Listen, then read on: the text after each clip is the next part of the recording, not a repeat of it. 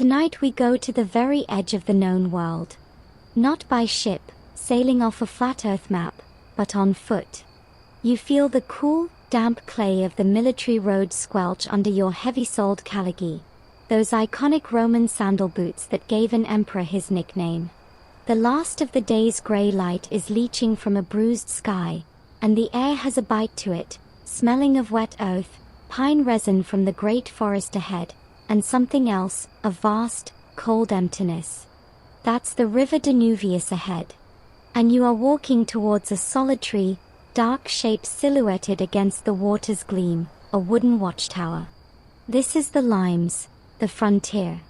Your home for the next 8 hours. On one side of that river, roads, laws, aqueducts, wine, and the distant, incomprehensible idea of the Mediterranean sun. On your side, this muddy track, a palisade, and you. On the other side, everything else. The wilderness that has whispered to Rome's nightmares since the days of Varus and his lost legions. You are a Miles, a soldier of the garrison at Bona or Castra Regina, and this watch is your duty. The Empire, in its grand, bureaucratic wisdom, has calculated that your life, your eyes, and your ability to stay awake in the freezing dark are the perfect counterweight to that immense, silent pressure. You probably won't survive this. Oh, not tonight, necessarily, though that's always a possibility, but the long, grinding years of this service. The chill in the bones that never leaves, the occasional arrow from the dark, the slow decay of a man posted far from anything he calls home. It's a mathematical certainty for many. But that's a thought for another time. Right now, there is only the tower, the growing dark, and the weight of the spear on your shoulder. So, before you get comfortable, take a moment to like the video and subscribe, but only if you genuinely enjoy what I do here. Now, dim the lights, and let's ease into tonight's journey together. You reach the base of the structure. It's not the stone giant of later centuries, but a stark, functional thing. Timber, aged to a silver black by seasons of wind and rain, lashed together with iron and Roman willpower. It rises perhaps 30 feet, a squat, square silhouette against the twilight. A wooden ladder, slick with evening dew, leads up to a hatch in the underside of the fighting platform. You unshoulder your pylon, hooking it onto your belt for the climb, and begin to ascend. The rungs groan a familiar protest under your weight. This is the handover. As your head clears the hatch, you see the dim glow of an oil lamp in a clay dish, and the bleary, stubbled face of the man you're replacing. No names are exchanged. Just a tired nod. Quiet, he grunts, the single word carrying the full report of his 4-hour vigil. A fisher's fire, 5 miles north. Gone by the second watch. You nod back, hauling yourself fully into the compact space. He's already gathering his cloak, his movements stiff with cold and inertia. In a minute, he'll be down the ladder, his footsteps crunching away on the gravel path back to the warmth of the fort's barracks, to a bowl of pools and the blessed oblivion of sleep. And you will be alone. The space you now occupy is about the size of a modest modern bathroom. Your world is defined by a waist-high parapet of timber, open to the elements on all 4 sides, with a steeply pitched wooden roof above you to shed rain and snow. The floorboards are worn smooth by the endless, shuffling patrol of the men who stood here before you. There is a small, iron brazier for heat, currently cold, a stool, a water skin, a spare lamp, and a horn, the cornu, hanging from a peg. That's it. This is the Empire's outermost nerve ending. Your job is to feel, and if necessary, to scream a warning through that horn. You set your spear in a rack by the parapet and lean out, your hands on the cold, wet wood. The view is everything and nothing. Behind you, to the south, the land rolls away into friendly darkness, dotted with the faint, warm glow of a village's hearth fires miles distant. Ahead, to the north, is the river. It's a wide, black ribbon, its surface puckered by the wind, making a low, endless shushing sound, the frontier's breath. Beyond it, the land rises into an impenetrable wall of forest. The Hercynian Silver. A place of legend, of tribes whose names you learn only when they are raiding, of gods who have no statues in the Roman pantheon. Historians still argue whether the primary purpose of these early wooden towers was genuine military interdiction or a potent symbol of Roman power, a billboard in timber announcing "We are here" to the wilderness. As dusk finally gives way to full night, and that wilderness becomes a single, vast blot of shadow, the symbolic feels very, very real. You are a pinprick of light in a sea of dark. You pull your sagum, your heavy woolen cloak, tighter around your shoulders. The first watch has begun. You turn your back on the view, for now. The first rule of the watch is to know your post, and your post is this 10 by 10 foot wooden box in the sky. You run a hand along the rough-hewn timber of the inner wall. This isn't the beautiful, drafted stone of a city monument. This is forestry, done at speed by army engineers. The logs are oak, felled from the very forest you're watching, stripped of bark, notched, and locked together. They still smell faintly of sap and the iron of the axes that shaped them. The joints are secured with thick iron nails, clenched over on the inside, their ends rough against your palm. This is a technology of occupation, simple, replicable, and brutally effective. In a land without quarries, you build with what you have, and what you have is an endless supply of trees. The floorboards beneath your feet are pine, laid across the main beams. They creak with a specific grammar, a high protest near the east corner, a low groan by the brazier. You'll learn their language before the night is out.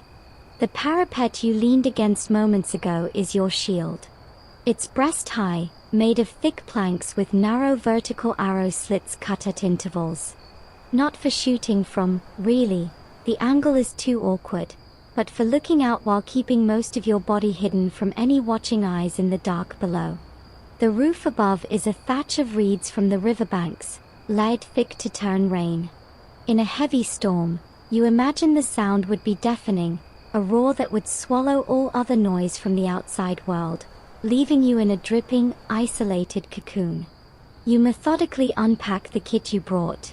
Your pilum is already in its rack. Now you unbuckle your pugio, the soldier's dagger, and lay it on the small, crude shelf next to the cold brazier. Its polished bone handle is a small island of personal smoothness in this world of rough grain. Next to it goes your gladius, still in its scabbard. You won't need it tonight unless everything has gone catastrophically wrong, but its weight on the shelf is a comfort. The most important item, aside from your own eyes, is the horn. The cornu. You take it down from its peg. It's not some dramatic, sweeping battle horn from a movie.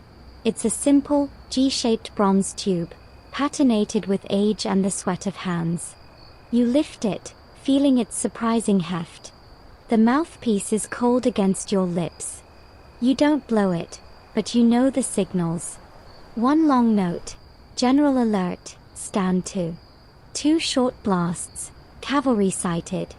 A rapid series, infantry movement.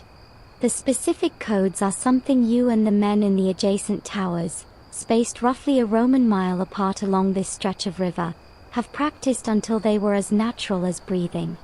The system only works if everyone is awake, listening, and understands that a single, missed signal could mean a raid reaching the undefended villas before anyone can react. The terrifying simplicity of it is this. Your breath, turned into metal vibration, is the siren that wakes an entire sector of the frontier. You walk to the eastern parapet and look down. The tower isn't just standing on the ground, it's planted in it, defensively. The base is surrounded by a ditch, a fossa, about 6 feet deep and twice as wide. Just beyond that is a low berm of the excavated earth, and then a line of sharpened stakes, their points angled outward, a vallum. It's a modest obstacle course, not meant to stop an army, but to slow down a small, stealthy raiding party trying to get close. It would make a silent approach impossible, turning a sneak attack into a noisy, stumbling chaos, giving you time to sound that horn. It's a perimeter born from a paranoid, professional mindset. Assume they are out there, assume they want to get close, and make it annoying for them to do so. You notice, with a dry smile, the litter of broken pottery, animal bones, and other refuse at the bottom of the ditch on the southern side, the side facing the Roman road. Even out here, on the edge of nothing, soldiers create a midden. Some things are universal.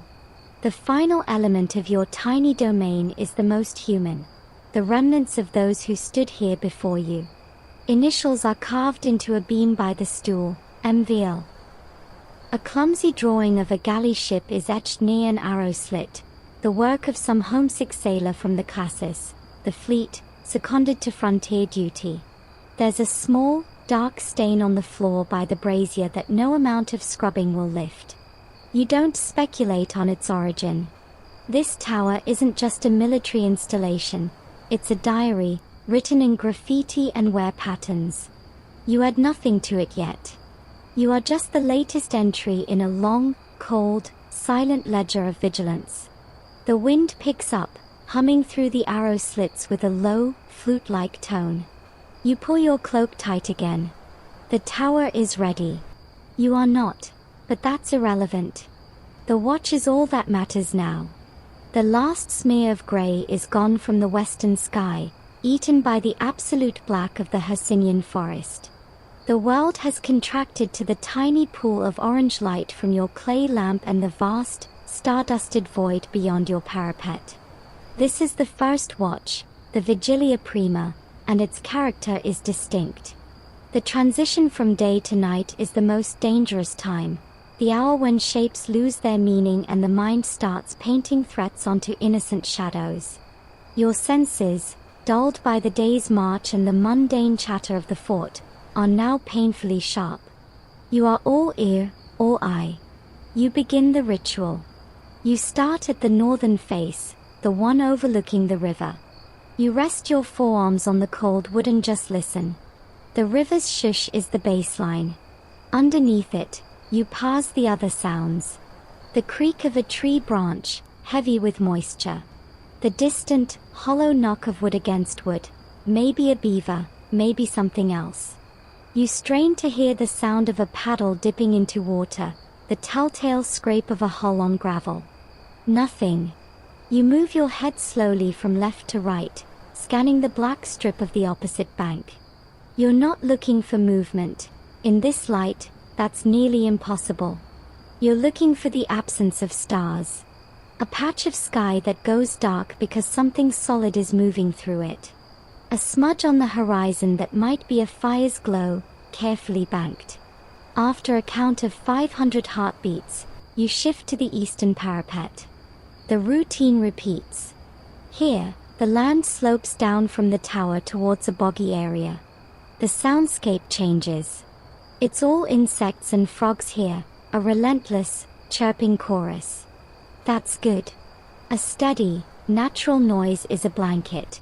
It's the sudden silence within that chorus that would freeze your blood. An animal going quiet because it sensed a predator. You wait, letting the rhythm of the bog settle into your bones. You complete the circuit of all four sides. This is the physical grammar of your watch. Turn, listen, stare, turn again. It's a slow, continuous dance of vigilance. To keep your mind engaged, you begin a tactile check of your equipment. It's a soldier's fidget. You run your thumb along the edge of your Pugio's sheath, feeling the stitching. You test the tension of the leather straps on your larica, the segmented plate armor that is currently a cold, heavy cage around your torso. You pick up your pilum from its rack. Its 7-foot length feels alive in your hands. You heft it, feeling the familiar, brutal balance of it. The weighted iron shank below the spearhead is the genius of the design. Upon impact, it would bend, making the weapon useless for an enemy to throw back and rendering their shield unwieldy. A one-shot, armor-piercing, shield-wrecking piece of disposable tactical engineering. You set it back down with a soft thunk on the wooden floor.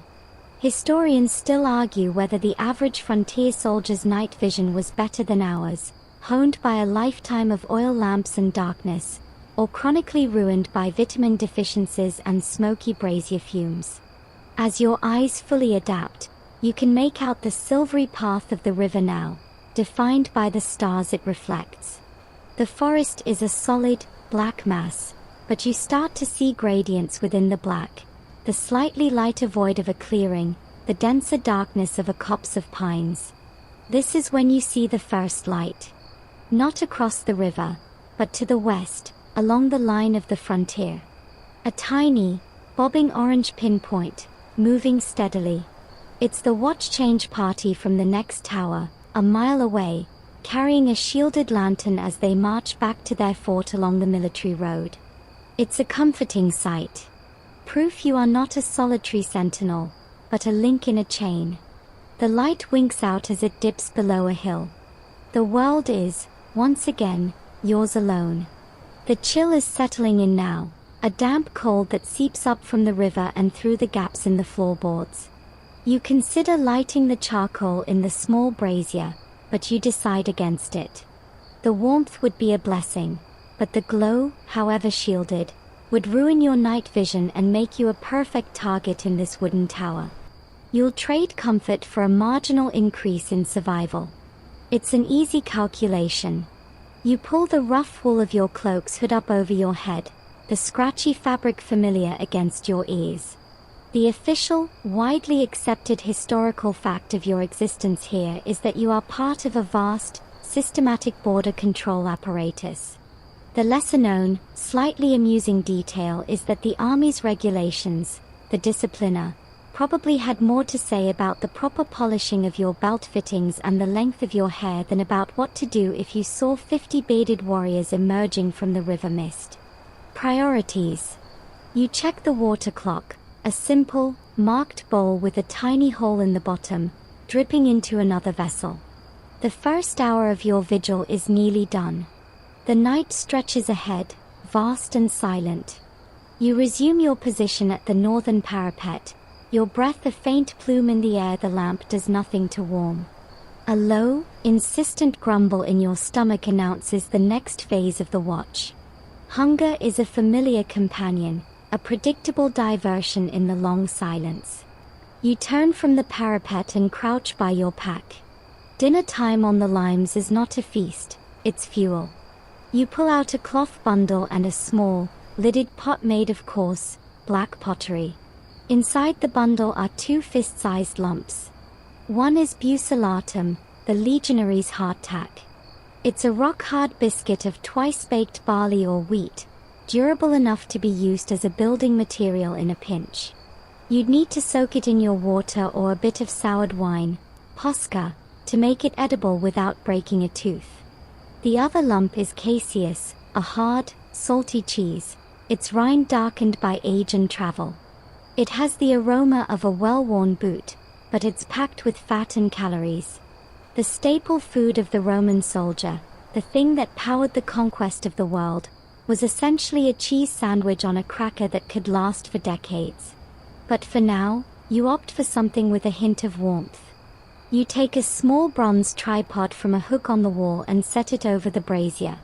You're not lighting a full fire, but you have a tiny, permitted luxury, a handful of dried twigs and a lump of tinder fungus to make a brief, hot flame. It's against standing orders, but every watchman does it, provided the smoke is minimal and the light contained. You strike your flint against a piece of iron pyrite, sending a spray of bright sparks into the tinder. After a few breaths of coaxing, a small, blue-orange flame licks up. You place your pot on the tripod.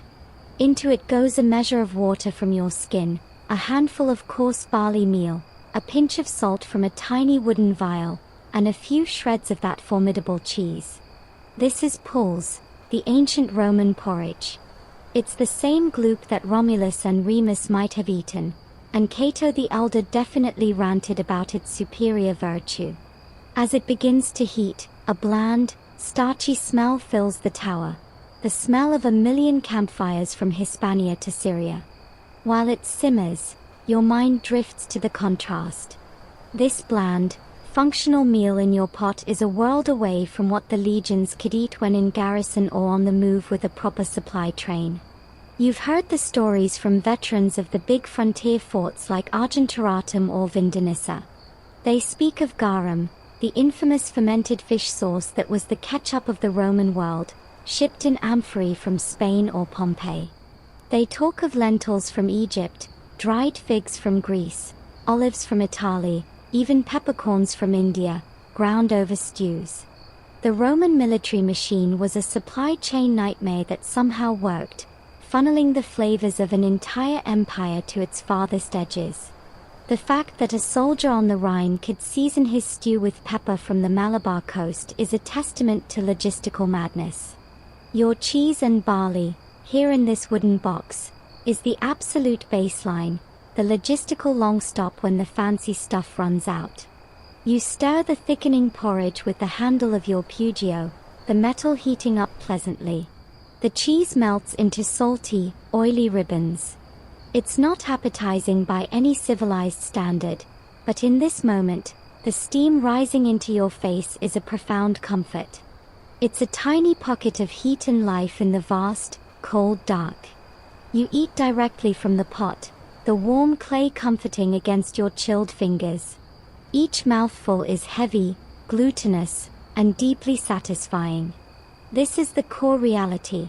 You are a biological machine, burning fuel to produce vigilance. The pulse is the coal for your furnace. As you eat, you look out at the stars. Historians still argue whether the diet on the very edge of the frontier was as monotonous as the manuals suggest, or if local trade, the illicit swapping of a spearhead for a fresh haunch of venison, a few coins for eggs from a nearby settlement, provided more variety than official records show. You suspect the latter is true. The frontier was a line on a map, but life bled across it. For now, though, the official issue is enough. You scrape the pot clean with a finger, the last of the warmth spreading through your core. You douse your tiny fire with a sprinkle of water from the skin, plunging the brazier back into darkness. The brief, fragrant smoke is gone, chased away by the river wind. The act of eating, a fundamental human ritual, has broken the monotony of the watch. You feel more present, more anchored. You stash the pot and the leftover bucellatum back in your pack. The taste of salt and barley is on your tongue. You take a long pull from the water skin. It's river water, boiled at the fort, tasting faintly of wood and minerals. The internal grumble is silenced. You wipe your mouth with the back of your hand, the ghost of the meal's warmth still on your lips. The silence seems deeper now, having been temporarily interrupted. You step back to the parapet, your body fueled, your mind cleared. The second hour of the watch begins. With the immediate needs of the body quieted, your mind turns to the system. You are not just a man in a tower, you are a node in a network, a living part of a machine designed to see and communicate. You lean on the western parapet, looking down the line of the road that connects you to the rest of the empire. You can't see the next tower from here, the land curves, or a stand of trees blocks the view, but you know its exact bearing. The spacing is intentional. A Roman mile apart, roughly 1,480 of your modern paces. The distance is the maximum at which a signal, a horn blast during the day, a lantern at night, can be reliably seen or heard under good conditions. In the fog that often wreathes this river valley at dawn, that system breaks down completely, rendering you and your counterparts a string of isolated, blind men. But tonight is clear. You rehearse the protocols in your mind. If you see movement, a concentration of torchlight, anything that speaks of more than a wandering hunter, your first duty is not to fight. It is to signal. You would lift the clay lamp from its niche and, using a polished bronze disc as a shutter, expose its light in a series of deliberate flashes. One long exposure, investigation needed. 2 short, armed bands sighted. 3 quick, imminent contact. The man in the next tower, his eyes perpetually scanning not just the frontier but the other towers, would see it. He would repeat the signal to the next tower down the line, and he would sound his horn. The alarm would propagate, a wave of light and sound rushing towards the garrison fort, where the duty sentry would be roused from their beds and formed up in the freezing courtyard before the moon could move a finger's width in the sky. Your job is to be the first twitch in the nervous system. The terrifying, beautiful efficiency of it is humbling. It's also a glaring point of failure. The entire security of this sector rests on the alertness of a handful of cold, bored, possibly sleepy men. There is no backup camera, no thermal sensor. Just human eyes, human ears, and the hope that the man a mile away didn't drink too much Posca with his dinner. This brings you to the architecture of your isolation. The tower is placed for sightlines, not for comfort. It's on a slight rise, giving you a commanding view of the river crossing and the approaches from the forest. But this also means you are silhouetted against the sky from certain angles. You are the watchman, but you are also being watched. By what or whom, you can never know. That is the essential, psychological weight of the post. You are both the observer and the most observable object for miles. Every rustle in the reeds below could be a fox or a man testing your attention. Historians still argue whether this system of towers and signals, the limes, was a true, impermeable barrier or more of a tripwire and customs checkpoint, designed to monitor movement and levy taxes on trade as much as to stop invasions. From your vantage point, it feels like a tripwire. A sophisticated, human tripwire that, if triggered, would bring a world of organized violence down upon the trigger puller. You are the sensitive filament. You walk to the south-facing parapet, the one that looks back toward the Roman world. Far, far in the distance, you think you can see a faint, ruddy glow on the underside of some clouds. That might be the Vicus, the civilian settlement that always sprouts like fungus around a permanent fort, with its taverns, brothels, and traders' stalls. The glow speaks of warmth, of laughter, of vice, of life. It's a beacon of everything you are temporarily excluded from.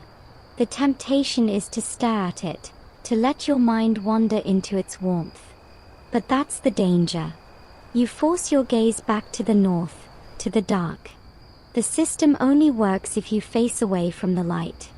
You are installed here precisely to turn your back on the glow of civilization and stare into the void. Your entire purpose is to be a one-way sensor. You check the water clock. The drip is steady, marking the relentless, invisible passage of time. The network is dormant, quiet. No lights flash in the darkness. No horn sounds. The machine is at rest, but it is live. You are its current. You take a slow, deep breath of the cold air, letting it clear the last cozy thoughts of the distant glow. You are back in the dark, where you belong. The watch continues. The world has shifted. The first deep quiet of the evening, the one filled with the settling sounds of dusk, has passed. You are now in the heart of the night, the Vigilia Secunda, the midnight watch. The insect chorus from the bog has died to a sporadic, lazy chirp. The wind has dropped to a whisper, barely sighing through the thatch above you.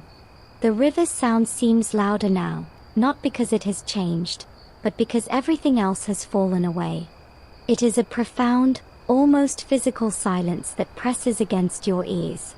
This is when time ceases to be a sequence of events and becomes a substance, thick and slow-moving, like cold honey. You find yourself measuring it not by the water clock's drip, but by the gradual crawl of the constellations as they wheel overhead. You perform your circuit of the parapets, but the motions are automatic now, trained into your muscles. Look, listen, stare. The darkness is no longer a uniform blanket. Your fully adapted eyes see a universe of subtle grays. You can make out the individual treetops of the forest as a jagged line against the slightly lighter sky. You can see the mist beginning to gather in the low spots by the river, pale tendrils ghosting over the black water. This is the watch where the mind, deprived of external stimulus, begins to turn inward and play tricks. A stump on the far bank you noted at dusk now seems to have shifted shape. Is it closer? Has it moved? You stare until your eyes water, forcing yourself to see it not as a potential crouching warrior, but as a piece of wood. It is a piece of wood. Probably. To fight the hypnotic pull of the silence and the staring, you engage in small, deliberate acts. You take your Pugio from the shelf and, with a small whetstone from your pouch, begin to run it along the blade in slow, rhythmic strokes. The sound is crisp, metallic, and shockingly loud in the stillness. Shik, shik, shik. It's a tiny rebellion against the quiet. The repetitive motion is meditative. You focus on the angle of the stone, the feel of the metal, the nascent sharpness of the edge. This is maintenance. This is control. You are imposing order on a small part of your world. When you're satisfied, you blow a few particles of metal dust from the blade and slide it back into its sheath. The act has taken perhaps 10 minutes. It felt like an hour. Suddenly, a sound pierces the silence, but it's a scheduled one. Faint, from the direction of the distant fort, comes the clear, mournful note of a cornisan blowing the change of the watch. It's the signal for the men on the first watch at the fort's walls to be relieved. The sound travels beautifully in the cold, still air. It doesn't apply to you, out here in your isolated pod, but it's a connection. It's proof that the machine is still functioning, that the heart of the system is beating on time. You find you've been holding your breath. You let it out in a long, slow stream, watching it plume in the lamplight. The note fades, and the silence rushes back in, somehow deeper for having been broken. This is the time for the lesser-known, slightly amusing truth of frontier life. While you stand here in your solemn vigil, you know that back in the fort's barracks, the man who just got off wall duty is likely not going straight to sleep.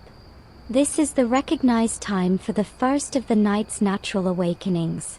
He might be chatting quietly with his bunkmate, heading out to the latrine, or enjoying a stolen moment of peace with a wax tablet and a stylus. The Roman night, for those not on duty, was often segmented: a period of sleep, a period of wakefulness, then a second period of sleep. They had a word for this watchful, middle-of-the-night time: contubernium, the intimate time of the tentmate group. Out here, your contubernium is with the silence and the stars. You return to the north parapet. A meteor streaks silently across the black dome, a quick, bright scratch that is gone before you can even wish upon it. The mist on the river is thickening, beginning to obscure the near bank. You feel a deep, cellular fatigue, not from exertion but from the sheer, unrelenting output of attention. The historian in you knows that for all the Roman emphasis on discipline, they understood this weakness. Military law prescribed severe penalties for a soldier found asleep on watch. It was often punishable by death. The fear was not just of incompetence, but of the profound, human vulnerability that this deepest part of the night invites. You shake your head slightly, as if to dislodge the gathering fog from your own mind. The midnight watch is a trial of spirit. You are halfway through. The profound stillness of the midnight watch has settled into your bones, a companion as real as the cold. But now, a subtle shift occurs within you. It's not an external sound that breaks the spell, it's an internal rhythm. A deep, biological tug pulls you from the focused trance of vigilance.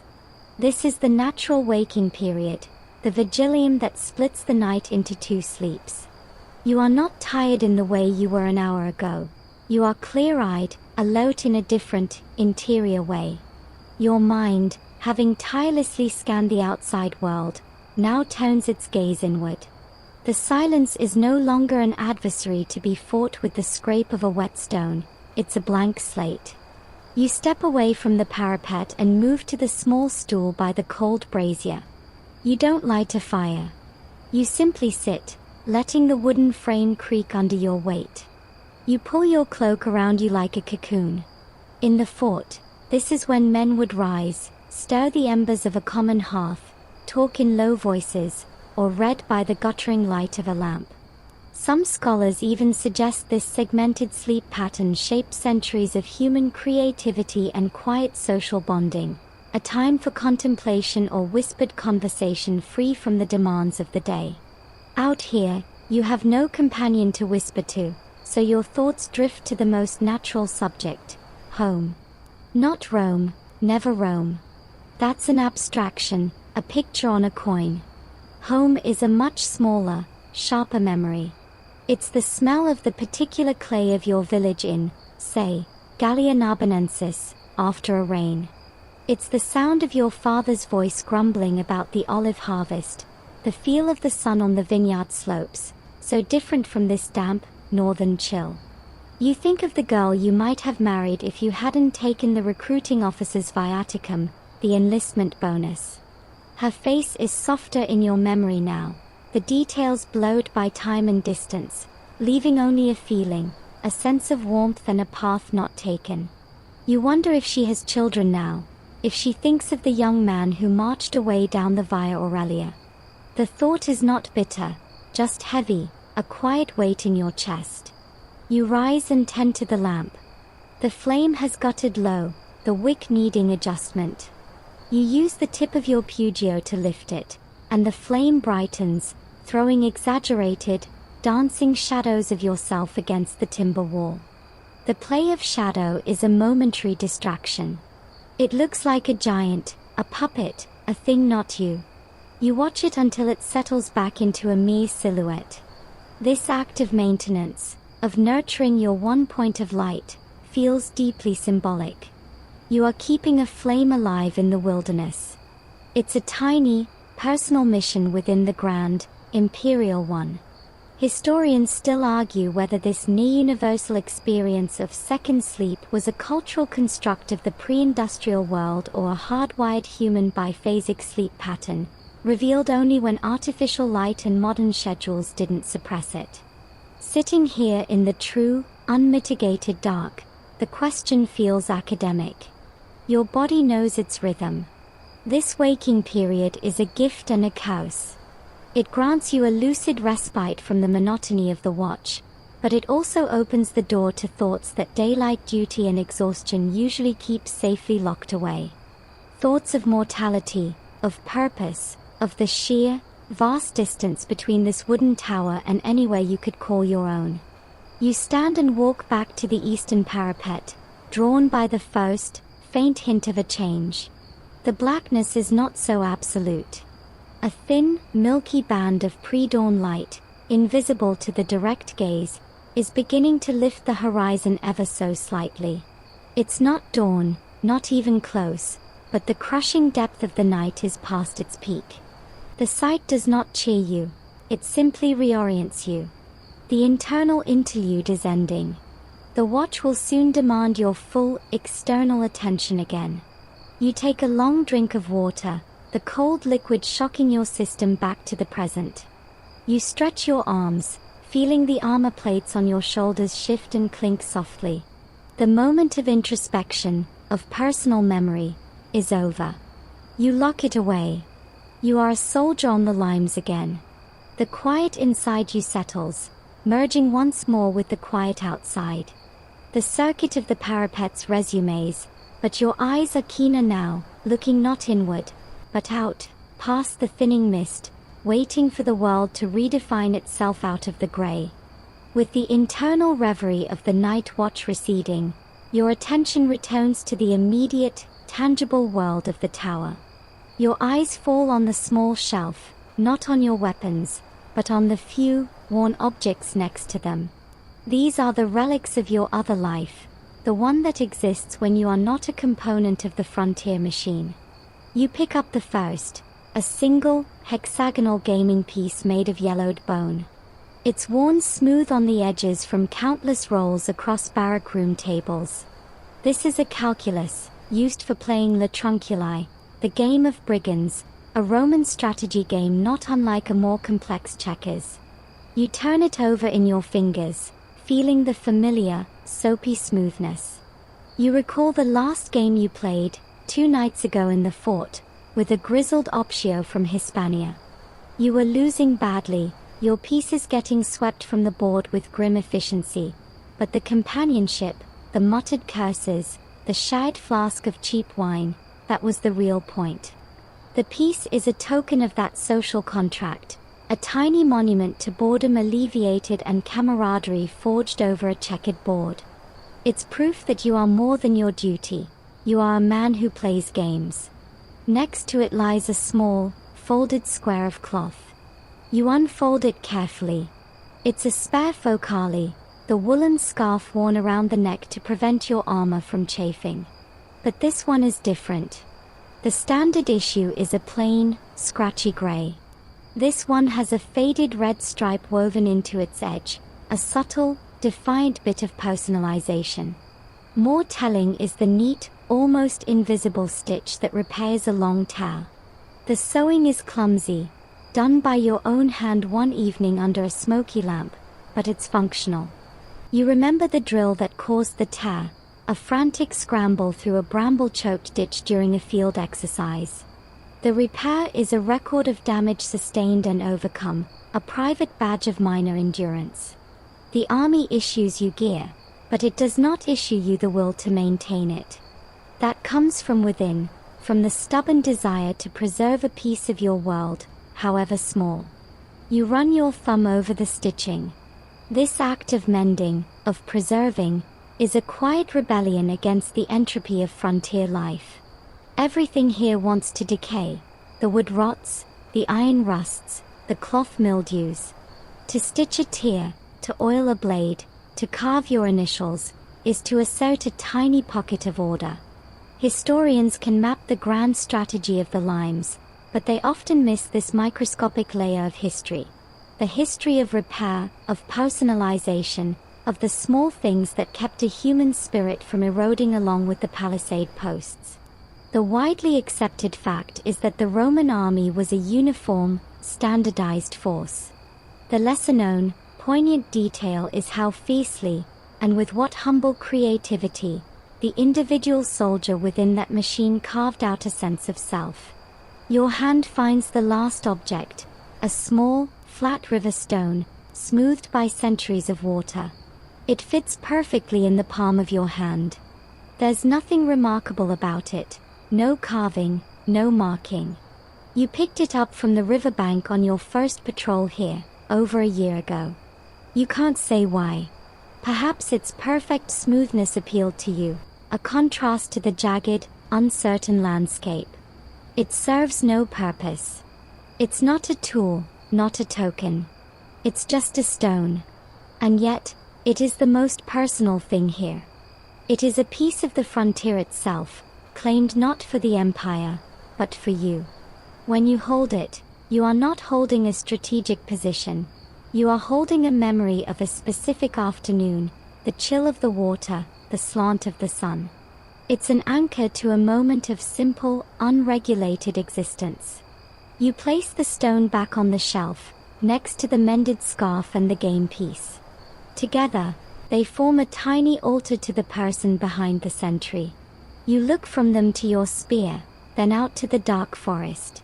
You exist in the tension between these two poles. The individual with a mended scarf and a smooth stone, and the imperial soldier who is a replaceable part of a signal system.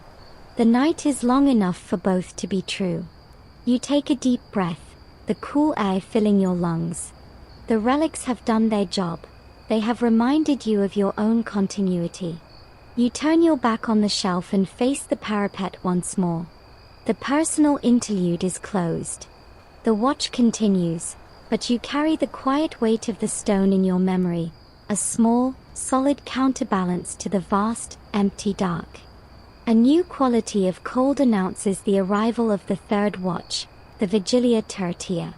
It's no longer the damp chill that seeps, it's a sharp, penetrating cold that seems to fall from the stars themselves. This is the coldest part of the night, the hours when the earth gives up the last of the day's stolen warmth.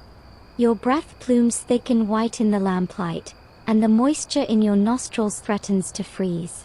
This is the watch of physical struggle. The deep, mental stillness of midnight is gone, replaced by a battle against a creeping, leaden fatigue that weighs down your limbs and drags at your eyelids. Discipline is no longer an abstract virtue. It is a physical act, a series of small, conscious commands you must issue to your own body. You cannot stand still. To stop moving is to let the cold win, to let the tiredness solidify in your joints. You begin a slow, deliberate patrol of your tiny domain. 2 paces from the north parapet to the east. Turn. 2 paces to the south. Turn. Your calagi make a soft, rhythmic scuff on the worn floorboards. Shuff, shuff, turn, shuff, shuff.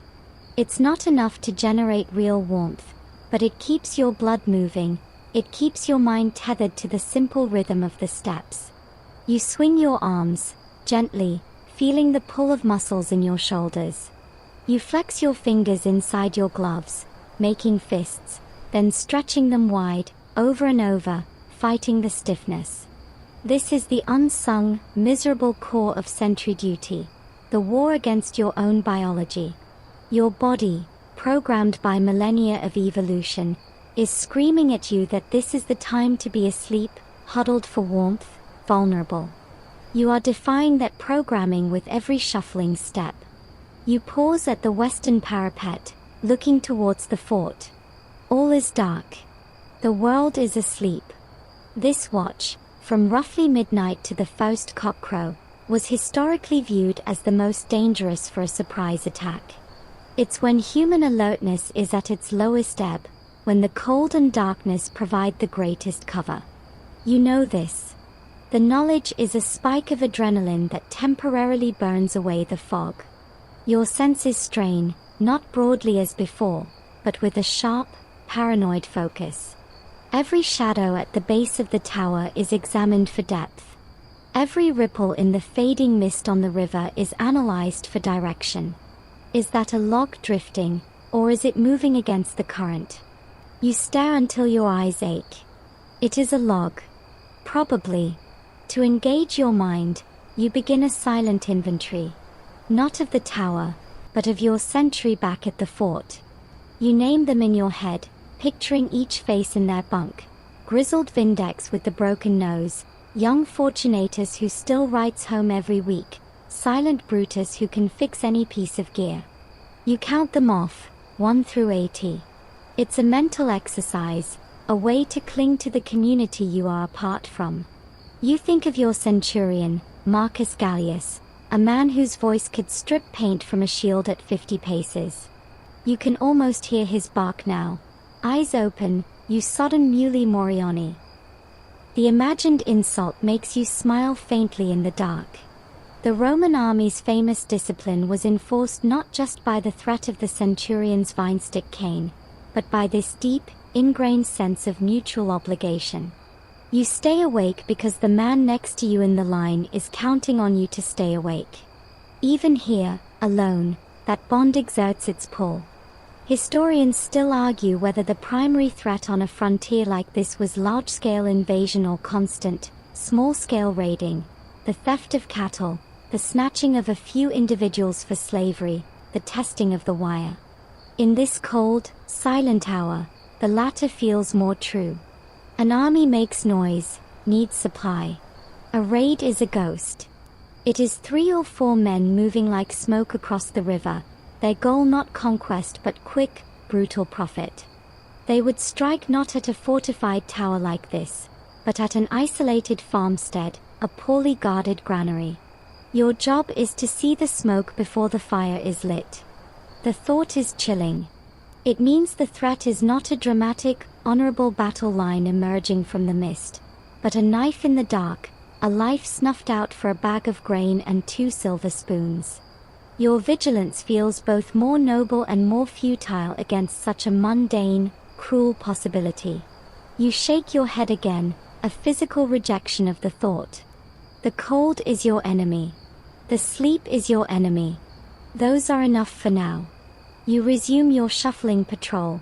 2 paces, turn, 2 paces, a lonely metronome marking time in the frozen dark, waiting for the world to turn. Your slow, shuffling patrol brings you back to the northern parapet, facing the river and the forest beyond.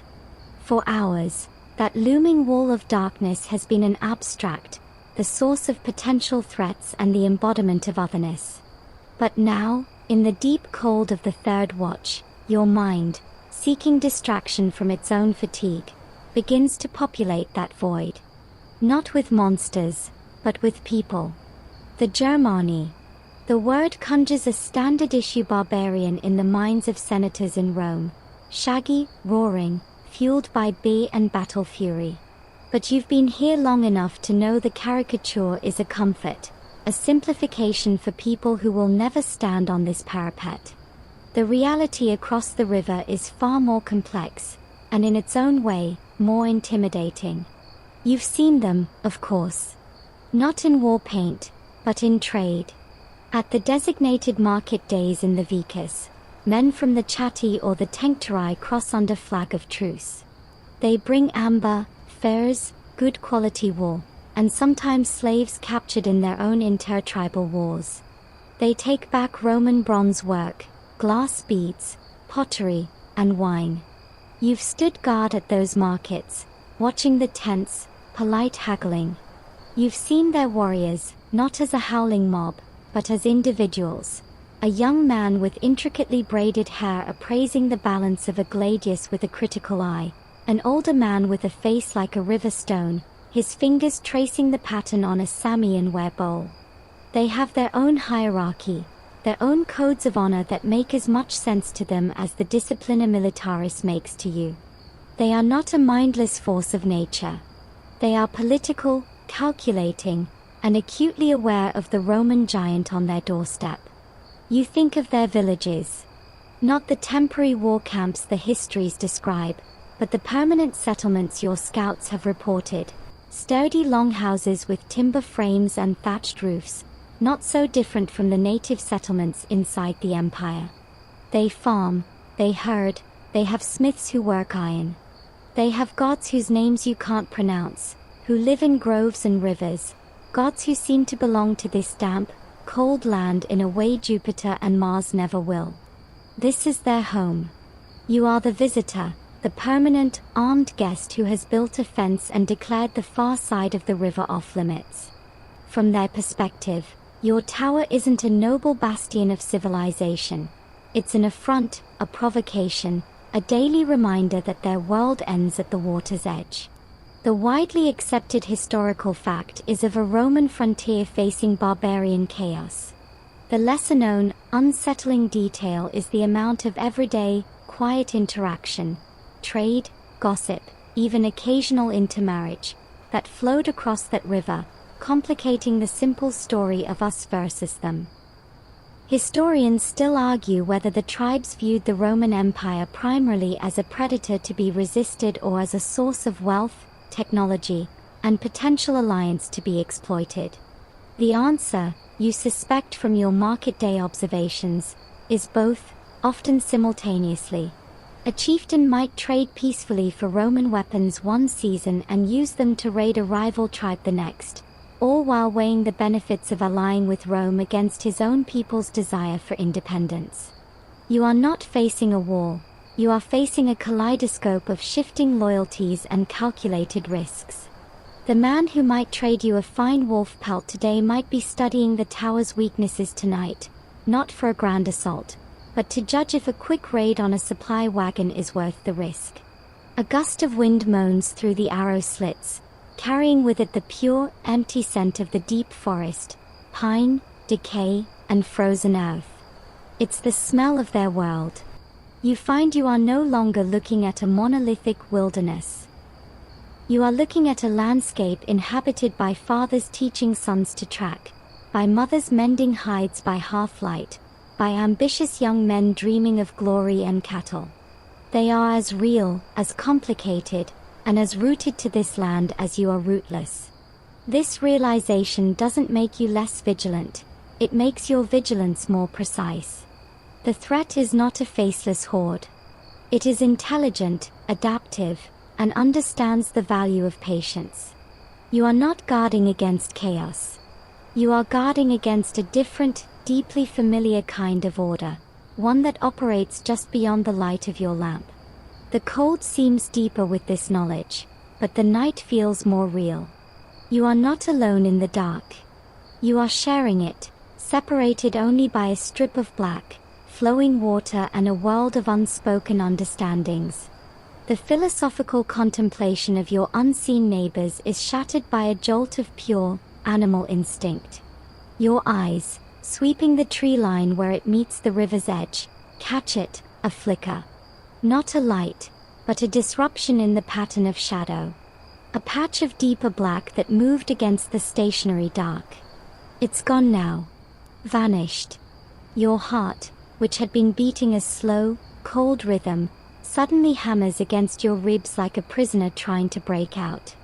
All fatigue, all philosophical musing, evaporates. You are a weapon, cocked. You don't move. You become part of the tower. Your breathing stops, your hands freeze on the parapet. Your eyes lock onto the spot, about 200 paces downstream, where the forest's edge juts out into a small, reed-choked promontory. You widen your gaze, using your peripheral vision, which is better at detecting motion in low light. You see nothing but the same grayscale puzzle of tree trunks and undergrowth. Was it a deer? A boar rooting in the soft earth? Your mind races through the possibilities, assigning probabilities with a cold, military logic. A large animal would have continued moving, creating more noise, more disruption. This was a single, lateral shift. Then, silence. The protocol engages. This is no longer a watch, it is an assessment. You slowly, infinitesimally slowly, crouch lower behind the parapet, reducing your silhouette. You keep your eyes glued to the area, but your mind is now working on 2 tracks. Track 1, observation. Is there a second movement? A sound out of sync with the wind? Track 2, action sequence. If you confirm a hostile presence, what is the next step? The lamp. You glance at the clay dish. The bronze shutter disc is next to it. Your signal would be 3 quick exposures, imminent contact. But a false alarm is a serious offense. It wastes the energy of the entire sector, earns you the ridicule of your century, and potentially the sting of the centurion's cane. The burden of proof is heavy on your chilled shoulders. 60 seconds pass. They feel like an hour. Your muscles begin to ache from the frozen, crouched tension. You allow yourself a shallow breath, the air scraping into your lungs. Then you see it again. The same patch of shadow. It doesn't move laterally this time. It seems to thicken, to separate from the background. It's a shape. A hunched, low shape at the water's edge. It could be a rock you've never noticed. But you've stared at this view for a year. There is no rock there. Your hand twitches toward the lamp. This is it. This is the moment the tower was built for. But you wait. One more second. One more look. The shape doesn't move. It just sits, a clot of darkness at the fringe of the reeds. And then, with agonizing slowness, it resolves. The faintest pre-dawn light, a mere lightening of the eastern sky you hadn't even registered, is just enough to define a form. It's not a man. It's too low, too bulky. The outline gains a familiar, humped silhouette. A large, moss-covered boulder, half submerged in the bank, with a fallen log leaning against it. The movement you saw was likely a trick of the fading night mist, swirling as the wind changed direction, making the shadow of the log seem to shift against the shadow of the stone. Your brain, primed for threat in the vulnerable third watch, connected two dots that didn't belong together. The relief is not a warm flood, it's a cold drain. The adrenaline that had surged through you leaves a hollow, trembling feeling in its wake. Your grip on the parapet relaxes, your knuckles aching. You slowly stand back up to your full height, your joints protesting. You take several deep, steadying breaths, forcing your heart to slow its frantic gallop. The false alarm. Every soldier's secret shame and most common experience. Historians still argue over the actual frequency of violent incidents on a given section of the limes in any given year, with estimates ranging from several a month to near total peace for decades. Nights like this are the reason for the debate. For every real raid, there were 10,000 false alarms born of shadows, bad dreams, and the relentless pressure of the dark. You look at the boulder again, now clearly a boulder. You mark it in your mind. You will note it in your verbal report to the relief. Movement suspected near the downstream promontory at the third watch. Assessed as natural formation. It will be met with a nod, no more. It's part of the record. The incident is closed. But your body doesn't forget so quickly. Your senses remain on a higher plateau, the residue of the scare still humming in your nerves. The watch is no longer a monotony. It is a confirmed suspense. You have touched the wire, and it did not ring. This time. You turn your gaze back to the forest, but the view has changed. It is no longer a philosophical landscape or a simple threat. It is a place where your mind can turn a stone into a warrior. And that, in the end, is the frontier's most potent weapon. Your own imagination, sharpened by isolation and fear, and waiting in the cold for the dawn. The adrenaline spike from the false alarm has left a peculiar, hollow clarity in its wake. Your body is tired, but your mind is awake, humming with a nervous energy that refuses to settle back into the simple rhythm of the watch. You need an anchor, something to tether these skittish thoughts to the solid world. Your hand goes to the leather pouch on your belt, not the one holding your coins, but the flat one, the one that holds your personal scripture. You unbuckle it and pull out a single, carefully folded sheet of papyrus. It's creased from countless readings, the ink faded to a soft brown. This is your last letter from home. You don't unfold it yet. You just hold it, feeling its delicate, dry texture. In the dim, honeyed light of the lamp, you can see the ghost of the writing showing through from the other side. You know every word by heart, but the ritual is important. You move to the stool, positioning the lamp for the best light, and gently open the sheet. The handwriting is clumsy, the work of a hired scribe in your village forum, dictating your sister's words. To Lucius, from his sister Secunda, greetings. The formal opening is a portal. The letter is mostly news of the mundane kind that becomes sacred over distance. The olive yield was good, your mother's cough has improved with the warmer weather, the old dog finally died, they've repaired the roof of the shed. It ends, as it always does, with veil, frater, et ready tutus et numbers. Farewell, brother, and return safely to us. You trace the words with a calloused finger, not reading, but remembering. This flimsy sheet of pressed reed is the most powerful artifact in the tower. It is a rope thrown across hundreds of miles, connecting this wooden isolation to a place where you have a name, a role, a history that is not defined by a watch schedule. You fold the letter with the same care and tuck it away. The act of reading has calmed the last tremors of the false alarm. Now, an impulse takes you. You reach for your marching pack and pull out a small, wooden-framed wax tablet, the tabula serrata. A stylus is tucked into its side. You open it, revealing the smooth, beeswax surface within the recessed panels. You haven't written in days. What is there to say? Third watch, cold, saw a shadow, it was a rock. But the urge is not to report, it is to connect, to assert your own voice into the silence. You warm the pointed end of the bronze stylus in the lamp's flame for a moment, then press its tip to the wax. The act is laborious. Your writing is the functional, blocky script of a soldier, learned not in a school but in the barracks, for writing reports and inventory lists. You start. Al Valerus Secundus, from the tower at River Marker 7. You pause. What next? The words come slowly, carved rather than flowed. The night is quiet. The cheese was salty. I am well. It feels pathetic. But you continue, forcing your thoughts onto the wax. I remembered the day we repaired the roof. That's it. A single, concrete memory from the world of the letter, now etched here, on the frontier.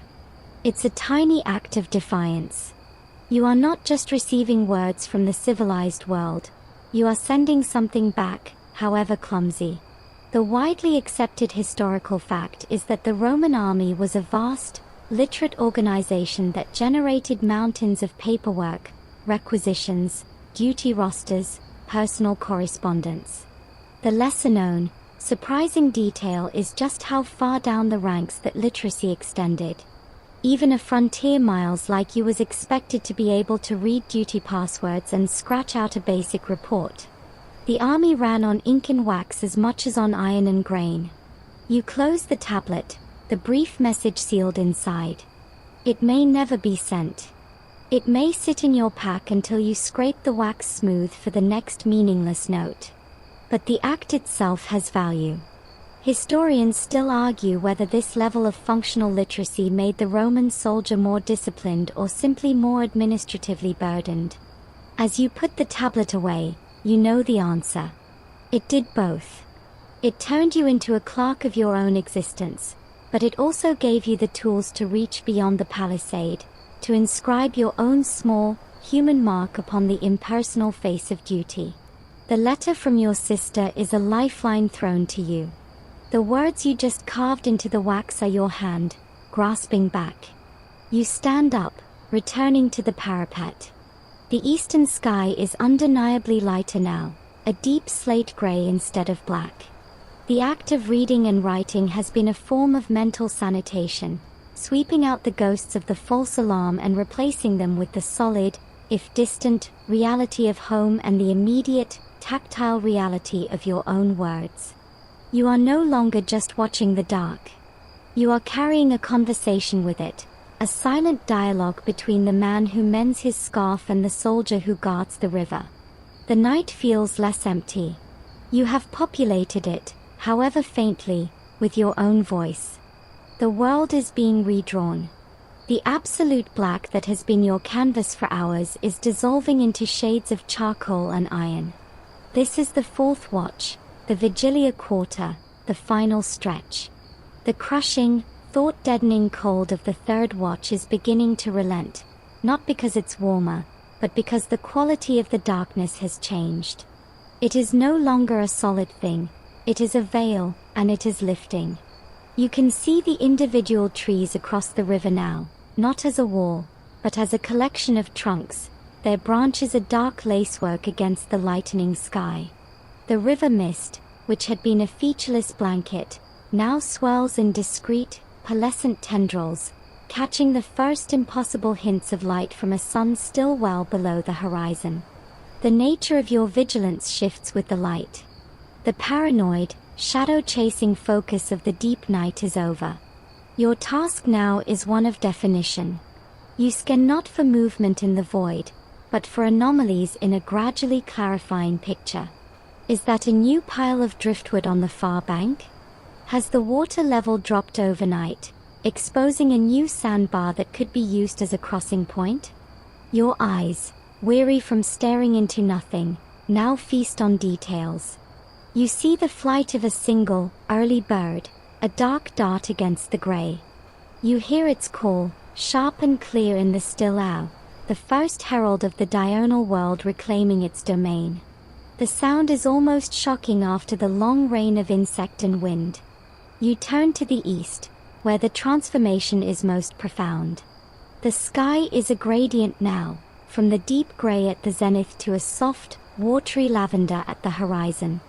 A single, bright star, probably Venus, holds on fiercely just above the lightest band. You watch this slow unveiling with the detached attention of a craftsman observing his work emerge. This is the watch of resolution. The unanswered questions of the night, was that a sound? Was that a shape? Are being answered by the simple, merciless truth of daylight. The boulder that was a warrior is now unquestionably a boulder. The rustling in the reeds is just the water's push and pull. The night's terrors are revealed as the furniture of the landscape, familiar and inert. But this watch has its own specific duty. You are no longer just watching for threats from across the river. You are now watching for a signal from your own side. You face south-southeast, toward the auxiliary fort where your sentry is garrisoned. As the world lightens, you will be able to see the thin column of smoke from the fort's morning cook fires. More importantly, you are watching for the scheduled movement on the military road, the relief detail. Around the time the sky turns the color of a faded bruise, a mounted terma from the fort's cavalry wing, or a double-strength infantry squad, should emerge from the tree line and begin the methodical process of relieving the overnight tower guards. Your relief is in that group. Your freedom is tied to their punctuality. You check the water clock. The lower bowl is nearly full. Your official time is almost up. But the army runs on observed reality, not just water drips. You must wait for the visual confirmation, for the handover. A new kind of anticipation builds, different from the fear of the night. It's the yearning for release, for hot food, for the blessed weightlessness of removing your armor, for the deep, dreamless sleep that follows a night of enforced wakefulness. But you cannot succumb to it yet. This is, in some ways, the most dangerous time of all. The mind sees the finish line and begins to coast. Discipline must hold for these final moments. You resume your circuit of the parapets, but your pace is quicker, your observations more sweeping. You are tying up the narrative of the night, making the final entries in the mental logbook. All quiet. No confirmed contacts. Mist moderate. River level stable. The report forms itself in your head, concise and professional. The night is being filed away. The lavender on the horizon bleeds into a pale, watery gold. The shapes of the distant hills solidify, emerging from the flat darkness. The world has texture again, depth. The long, formless vigil is crystallizing into a specific, ending moment. You take a final, long look at the forest across the river. In the growing light, it looks less like a realm of monsters and more like what it is, a vast, tangled, beautiful, and indifferent woodland. The frontier, in the dawn, is just a place. You have survived another night of being its defining edge. Now, you just need to see the signal that says you can stand down. There. A flicker of movement on the southern road, resolving into distinct shapes as they crest a low hill. It's them. 4 men on foot, helmets glinting dully in the flat morning light, marching in loose formation. The relief. The sight sends a final, clean surge of energy through you, burning away the last cobwebs of fatigue. The waiting is over. The watch has a definitive end. You step back from the parapet and perform the last ritual of your vigil. You make the tower presentable. You refill the lamp with a splash of oil from a small flask, ensuring it will burn steadily for the next man. You kick the few crumbs from your meal into a corner. You check that the horn is on its peg and your pilum is in its rack. You are tidying up your shift, leaving a clean, functional workspace for the next operator in the imperial machine. It's a gesture of professional respect and of profound self-interest. You'll be the one walking up that ladder tonight, hoping the previous century showed you the same courtesy. You hear the crunch of gravel below, the murmur of voices, then the familiar groan of the ladder as weight is applied. A moment later, a helmeted head appears in the hatch, followed by the rest of a soldier. It's Gaius, from your own contubernium. His face is pale, puffy with interrupted sleep, but his eyes are alert. He hauls himself into the tower with a grunt, followed by his spear. There's no salute, no formality. The space is too small, the moment too raw. Anything? He asks, his voice gravelly. It's the only question that matters. Quiet, you reply, the word carrying the full weight of the past night. You add the codicil, a shadow at the downstream promontory during the third watch. Was a rock in a log. Mist is lifting. You deliver it flatly, just facts. He nods, absorbing the intelligence. Got it. Quiet. He's already moving past you, his eyes doing a quick, automatic inventory of the tower's state, his own patrol of the parapets beginning before you've even left. The transfer of responsibility is not a ceremony, it's a somatic transaction. Your posture loosens, his tightens. The burden, a tangible thing, slides from your shoulders to his. The cornison sounded the change on time. You offer one last piece of data about the network's functionality. Another nod. Good. He's at the north parapet now, his back to you, already scanning the now visible river. The conversation is over. You are already a ghost in this space, your presence irrelevant. You collect your pack, sling it over your shoulder, and grasp your pilum. With a final glance at the small shelf where your stone and game piece lie, your secret, alternate world, you turn and lower yourself onto the ladder. The climb down is a transition between states. Halfway down, you are neither sentry nor free man. Your feet hit the gravel path, and the solidity of the ground feels strange, too stable after a night of feeling the tower sway subtly in the wind. The other 3 men of the relief detail are waiting, leaning on their spears, chatting in low tones. They fall silent as you approach. One of them, a hulking Thracian named Dacius, gives you a slow, acknowledging blink. That's your welcome back. You fall into step with them, and the small group begins the trudge back to the fort. You do not look back at the tower. Gaius is up there now. It's his world, his silence, his cold. Yours is the road, the growing light, and the promise of a mattress filled with straw. The walk back is a decompression. The sounds of the day, birdsong, the distant low of cattle, the rustle of the breeze in the grasses, seem incredibly loud, almost garish. Your eyes, accustomed to peering into gloom, are sensitive to the light, making you squint. You say nothing. The men with you respect the silence of a man coming off watch. They know you are still half in the night, your mind unwinding the coiled spring of vigilance. With each step, the tower diminishes behind you, not just in distance, but in psychological weight. You are exiting the realm of pure observation and re-entering the realm of community, of noise, of life. The handover is complete. You have been relieved. The word has never felt so literal, so physical. You are, for the next several hours, relieved of the weight of the world. The fort side gate, the Porta Principalis Sinistra, looms ahead, its double wooden doors open for the day. The guards on duty nod you through without a word. They've seen this procession 1,000 times, the night shift returning, moving with the slow, deliberate gait of men whose souls are still half in the dark. You step from the crunch of the military road onto the packed earth of the intervalum, the open space between the walls and the barracks. The fort is waking up. Smoke pours from the roof vents of the barracks blocks. The clang of a hammer on metal rings from the fabrica, the workshop.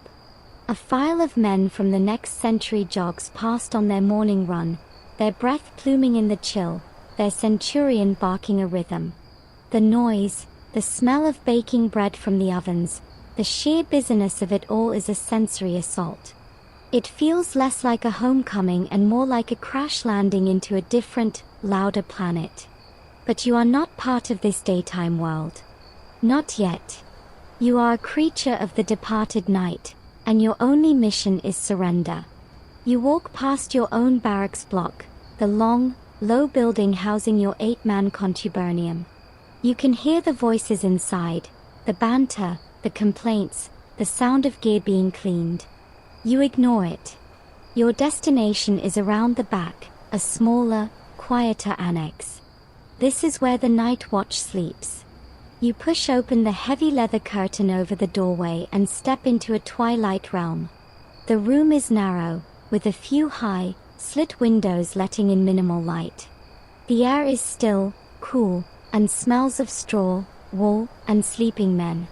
A few of the other tower sentries, relieved earlier, are already unconscious in their bunks, their breathing deep and regular. One man stares, opens an eye, sees it's you, and closes it again. No words are exchanged. This is a sacred space. You find your assigned bunk, a wooden frame with a lattice of rope supporting your mattress. The mattress itself is a large, cloth sack, a colciter, stuffed with straw. It is the most beautiful thing you have ever seen. You unbuckle your armor, the larica segmentata, feeling each cold plate release its grip. You stack it carefully at the foot of your bunk. The Baltius, your heavy military belt with its jangling apron straps, comes next. Then you sit on the edge of the thin straw mattress to unlace your calagi. The leather is damp with night dew. Your feet, finally free, ache with a dull, profound gratitude. You pull off your tunic, the wool scratchy and smelling of smoke and cold, and pull on a clean, rough one kept here for sleeping. Then, you lie down. The straw mattress crunches and sighs beneath you, conforming to your shape. It is not soft. It is lumpy, and you can feel individual stalks poking through the cloth. It is, without any hint of irony, pure luxury. You pull a single, coarse wool blanket over yourself. The weight of it is an anchor, pinning you to this safe, horizontal reality. You stare up at the darkened ceiling, the thatcher pattern of shadows. The sounds of the fort outside, the shouts, the drills, the commerce, muffle, becoming a distant, indistinct murmur, a lullaby of normalcy. Your own barracks mates, starting their day, will be quiet when they pass this annex. They know the rule. Your body begins to unclench. The muscles in your neck and shoulders, held rigid for hours against the cold and tension, slowly release. The constant, low-grade strain behind your eyes fades. The images of the night, the river, the tree line, the false alarm boulder, replay once more on the back of your eyelids, but they are fading, losing their emotional charge, becoming mere memories instead of present-tense experiences. You are safe. You are off duty. The frontier is being watched by other eyes. This is the soldier's true reward, not pay, not glory, but this, the profound, absolute permission to not be vigilant. To let the guard down completely. To trust that the system you just upheld will now protect you while you are at your most vulnerable. Historians still argue about the average life expectancy of a frontier soldier, the grind of disease and minor conflicts, but they rarely talk about this, the exquisite, daily salvation of sleep earned through a night of cold fear. It is a balance. A transaction. You trade the silent, lonely tension of the watch for this deep, communal oblivion. As your breathing slows, syncing with the other sleepers in the room, the last coherent thought drifts through your mind. The tower is still there. Gaius is looking out. The river still flows. The forest still stands. But for you, for now, none of it exists. You are a man in a sack of straw, in a room of shadows, while the world of the limes carries on in the light without you. And with that final, comforting detachment, the darkness behind your eyelids becomes warm, deep, and complete. The journey is over. The last sounds of the waking fort melt into a gentle, indistinct hum, no louder than the memory of the river's flow. The scratch of the straw settles, the blanket's weight becomes as light as a summer cloud, and the cool, still air of the sleep room feels like the softest breath against your skin. All the sharp edges of the night, the fear, the cold, the relentless focus, are smoothed away, worn down by the gentle, inexorable tide of exhaustion and the profound safety of this shared silence. You are no longer a sentinel on a line drawn by emperors and mapmakers. You are simply a body at rest, a mind unspooling into dreamless quiet, held in the deep, slow rhythm of recovery. The watch is kept by others now. The sun is climbing over a world you do not need to guard, and here, in this pocket of peace earned and given, there is only the slow, steady fade into a rest well deserved. Let the images of timber and starlight dissolve into nothing. Let the tension in your hands, your neck, your eyes, evaporate like the last of the river mist under a dawn you do not see. There is no more duty here. No more frontier. Only rest. Deep, quiet, and complete.